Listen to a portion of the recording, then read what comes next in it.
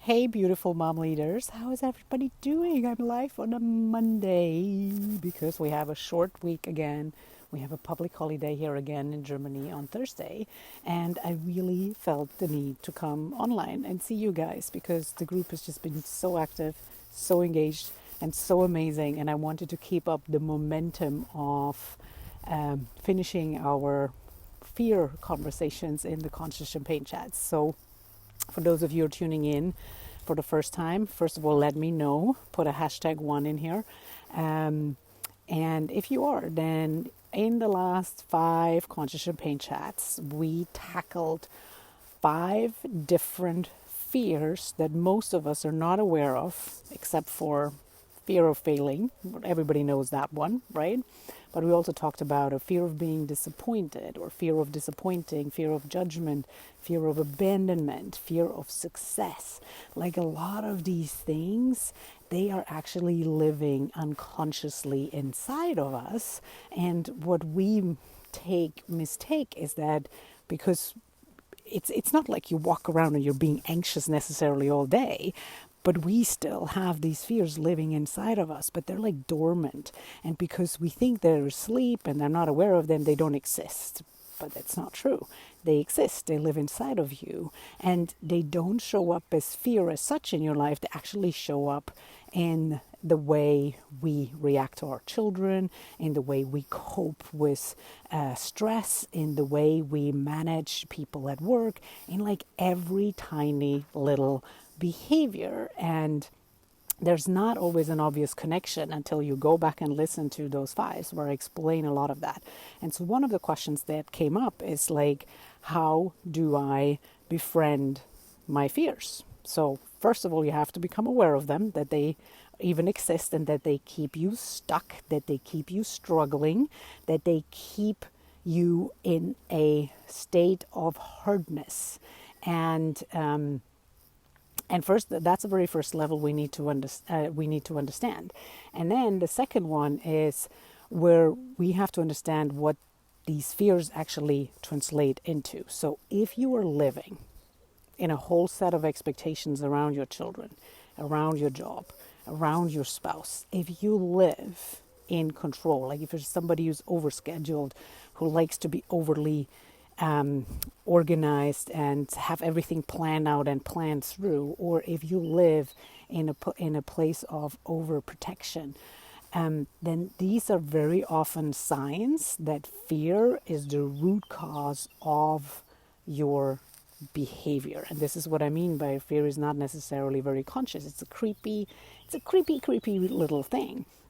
And so we often, again, don't even realize we have it and we take everything for normal. But what happens is, again, it disconnects us from our children. It misses out on understanding our children and really taking them and seeing them as whole, fully worthy human beings, because we try to put our way of thinking, our way of living, and which we like to take as right or wrong, right, and black and white, we put it up on them, and that leaves to a lot of struggle, right? That leads to your kids not listening, to them having tantrums, to them back talking, to them not cooperating, to them being resistant, and the list goes on and on and on and on, right? So our very first thing we need to do is become aware that these fears exist, and we all have them. And it's not about eliminating them, because that's just an illusion. That's unrealistic. It's about, understanding that these fears, you learned them. They were literally educated into you. So what we're going to do is educate them out of you, unlearn them. You learned them and they can be unlearned. That's what you just need to understand. But before we can unlearn something, we need to even become aware and raise our consciousness how our behavior is linked to that. And one very beautiful emotion that helps you show that you are not living your life in full alignment with how you want things to be, and that you are actually ruled, that a lot of your behavior is ruled through anxiety and fear, is anger and our kids' triggers. Like everything that triggers us in our kids, whether it's their whininess, their tantrums, their whatever kind of behavior, sibling library, da da da da da da, right? All that.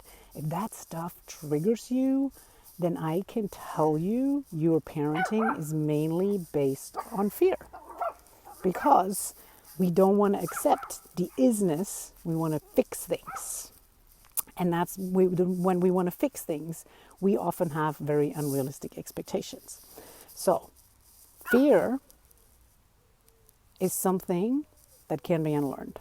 And fear means you either have some unhealed woundings that stem from your past, or you worry about scenarios in the future that in 99% of the cases are actually not going to happen. So if you think about fear from an energetic perspective, and it's a waste. It's a complete waste of your energy. And furthermore, it keeps you from living in the present moment, which gets me to how do I move from how do I befriend my fear? How do I move from fear to being more courageous and really be able to see my child for what my child is, to see my spouse for what he is, to see my colleague for what he is, instead of being filled with all these judgments and trying to fix things, because that's making things hard on our behalf, guys. We're trying to control things that are literally not in our control. Right? It's like when we try to get somebody to do something, you can't get anybody to do anything. It's like with your kids, you can't get them to do anything. And you really need to embrace and understand that. So we need to find a different way of how to actually, cooperate with us. And so the first step is to understanding, like becoming aware of your fears and where they're coming from. So what you need to learn is to feel your fears. See, most of us try to avoid feeling our fears, which means you're ignoring half of you, which means you are not coming from a place of wholeness. You cannot get to a place of being peaceful and calm, because only the people that are truly whole from inside can operate from a place of peace and calm. And those people that operate from a place of peace and calm, they have learned to feel into their fears and not ignoring them. So one thing I want you to take away from today is instead of trying to feel better, try to improve, try to get better at feeling the feelings, especially the uncomfortable feelings, because that's going to open a big door to understanding your children, and it's going to change their behavior dramatically. So instead of trying to constantly feel better, to change things, to make things better, really take things as they are and try to feel into them, really feel into them. And one of the most beautiful techniques, which we're teaching in the Rapid Anger Relief Mastermind, is the RRT tapping method, which is rapid relief technique to relieve these things, to be with the uncomfortable emotions, because their energy, emotions as such, they're not bad or good. Like I've talked about this a lot, right? They are just uncomfortable energy. And when we learn to be in our uncomfortable, when we learn to be with that, that's when things start to shift. That's when you can then also just see things for what they are and not create a drama. See, if you're overreacting to your children, if your children trigger you, you have to understand that this is either a fear that's triggering you that is coming from the past and unhealed woundings that you're carrying around you, and you have all those holes inside of you that you need your kids to fill, or they're triggering a worry, a fear that is about the future. Okay? So the very first thing is learning to be with the uncomfortable feelings, and this is exactly what we're teaching in the Rapid Anger Relief Mastermind. So if you want to get better at that and learn how to cope better with these situations, go and hop in there. Go and get it. We're actually starting our next round of live coaching sessions tomorrow. You can find all the details in the group. So come and join us. It's the most liberating thing you can do for you and your children. Now, the other thing is once we have learned to be with our uncomfortable emotions, we open up a whole ability to be in the present moment. Because the thing about fear does not exist in the present moment. Fear only exists in the past and it only exists in the future. There's no fear in the present moment. So tomorrow, I'm going to talk about how to increase your abilities to be fully, truly attuned to the present moment and not let your busy schedule distract you.